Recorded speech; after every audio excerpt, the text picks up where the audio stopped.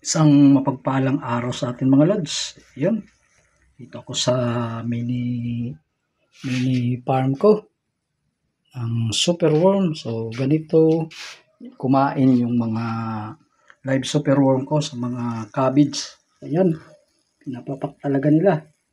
Ganito yung mga cultured na na mga worm. So hindi ito mga earthworm kundi ito yung mga superworm, kumbaga mealworms ang tawag. So ganito yung pagkain nila. So ayan, bali ito na yung mga tira nila sa kinain nila. Pwede na itong, yung tawag naman ito, bali ito na yung tinatawag na superworm frass. O pwede na itong gamitin na fertilizer sa mga So ito yung tinatawag na superworm frass.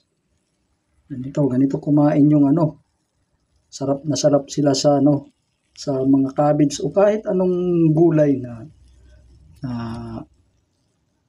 pinakakain natin. So ganito yun, no? Ito yung isang batcha ng live superworm. Siguro mga abot sila dito ng isang batch na to, mga 2,000 pieces ito ng mga ganito. Pero mga maliliit pa to, mga medium, small size pa lang ito, to medium size. Ganyan yung superworm natin, malakas sila kumain. Ito yung isa, na lang, tangkay na lang yung ganyan, tangkay na lang.